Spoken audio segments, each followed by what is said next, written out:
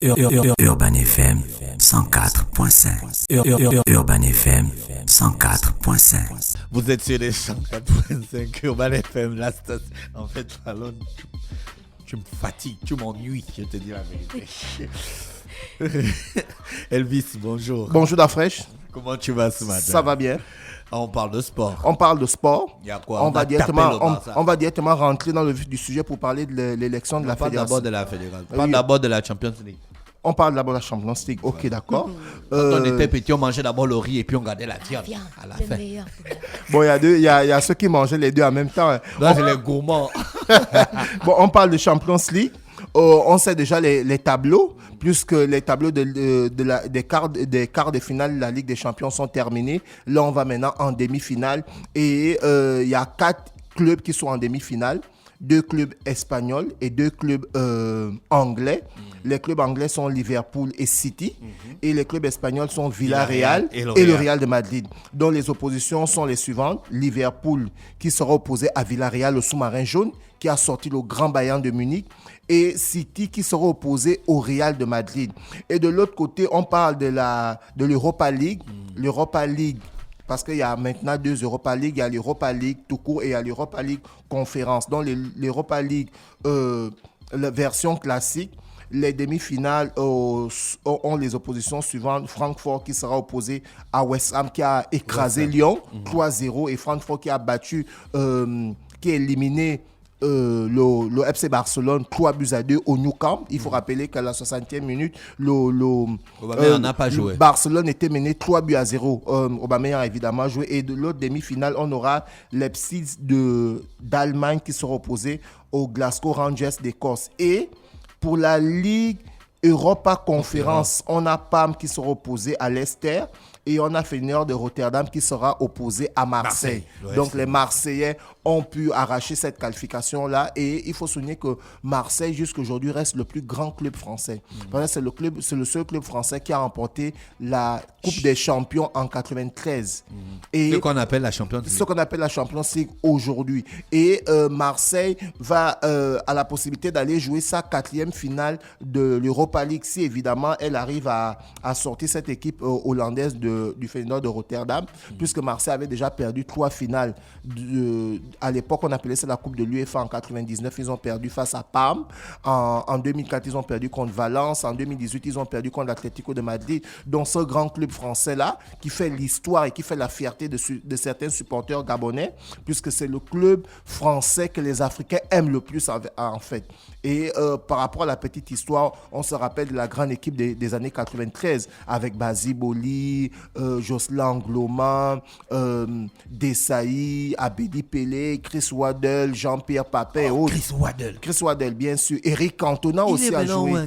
Il a pris la retraite. Il doit être vieux. Hein? Il doit être vieux. Donc, c'est cette grande équipe de Marseille-là qui va représenter la France au dernier carré de la Ligue Europa Conférence. Nous allons parler du championnat africain de handball, la 25e édition. Déjà, cette édition avait été prévue au Maroc, mais la Confédération africaine de handball a statué. Désormais, cette 25e édition de la Coupe d'Afrique des nations masculins de handball sera organisée du côté de l'Égypte. L'Égypte qui est le tenant du titre. Et ce sera du 11 juillet au 28 juillet. Et on parle aussi de la Fédération ivoirienne de football qui d'ores et déjà connaît le jour où il y aura élection. Ce sera le 23 avril. Du côté d'Abidjan, Didier Drogba qui aujourd'hui peut être soulagé parce que sa candidature a été acceptée après 2 ans de négociations, parce que dans un premier temps, il n'avait pas eu le parrainage des clubs. Après, il avait introduit une plainte au niveau de la CAF et la CAF et la FIFA ont statué. Donc là maintenant, la date de l'élection, elle est connue, c'est le 23 avril. 2022 du côté de la Côte d'Ivoire. En fait, il y a des gars qui s'arrangent à ce que les candidatures ne soient pas retenues. Parce que le gars qui part déposer sa candidature, il connaît quand même les conditions. Bon, c'est comme quand tu pars faire le passeport. Tu connais les conditions. Dès qu'on refuse ton passeport, tu sais qu'il y a un truc qui n'est pas clair dans tes papiers. Surtout, il y a souvent les actes de naissance trafiqués. Bon, maintenant, après, derrière... il y a des gars qui s'arrangent à ce que les candidatures ne soient pas retenues dans dans les coupes, les compétitions, on appelle ça comment, les présidences ou les élections. Les élections de présidence des bureaux des fédérations. Bon, après, on se pose la question de savoir, est-ce que ces différents candidats-là ont souvent l'habitude d'abord de s'imprégner de la loi électorale de ces fédérations-là. C'est pas n'importe qui, c'est quand même. Bien sûr, mais après, derrière, il y a des articles et il y a des lois qui sont votées après. Mais un gars comme Didier Drogba, il sait qu'il faut avoir un conseil juridique, qu'il faut avoir des avocats qui vont bien regarder. Il est calé dans la matière et on a pas lui. C'est-à-dire qu'il a les moyens d'acheter des avocats calés dans la matière. Et il a le profil et il a toute une équipe qui est juridique qui travaille avec lui. On a pu le voir au niveau du Cameroun où la candidature de Samuel Eto'o n'avait pas été acceptée. Pourquoi? Parce qu'ils avaient dit non, au Cameroun, on n'accepte pas la double nationalité. Parce qu'il a aussi la nationalité espagnole. Et ces avocats avaient fait un recours en disant que mais il a porté fièrement les couleurs du Cameroun. Donc, s'il fallait l'écarter, c'est depuis quand il a commencé à jouer, depuis la base. Donc, du coup, son dossier avait été accepté et après, aujourd'hui, il est président de la Fédération camerounaise de football. Donc, c'était la même chose aussi qui s'est passé du côté de la Côte d'Ivoire où ils ont dit qu'il fallait avoir un ensemble, il fallait avoir un grand parrainage des équipes et des associations et tout. Et pour la petite histoire, Didier Drogba est allé en France, il était mineur. Donc, il a fait toute sa carrière en Europe. Donc, quand il revient comme ça, c'est sûr que ceux qui gèrent le football ivoirien au niveau de la Côte d'Ivoire ont directement vu un potentiel adversaire. Et pourtant, c'est vrai, c'est un potentiel adversaire parce que Didier Drogba a su rehausser les couleurs de la Côte d'Ivoire, notamment par rapport à ses performances à Chelsea et à Marseille. On se souvient que la première Ligue des Champions que Chelsea a remportée face au Bayern de Munich, c'est Didier Drogba qui non seulement égalise aux arrêts de jeu et qui marque aussi le tir au but de la victoire. Donc aujourd'hui, la CAF et la FIFA ont statué. Son dossier était accepté. Donc l'élection aura lieu le 23 avril du côté de la Côte d'Ivoire et il sera face à 5 candidats. Donc bonne chance à lui. On va parler aussi de l'élection de la Fédération gabonaise de football qui aujourd'hui fait couler beaucoup d'encre et de salive parce que... La salive coule. Bien sûr, elle et moi, on a communiqué hier soir, en fait. On s'envoyait des messages et tout. Parce que pour ceux qui ne connaissent pas vraiment René Ruth, en fait, René Ruth, elle est sur le net. Elle est documentée, en fait. Elle est très, très cultivée. Donc, non.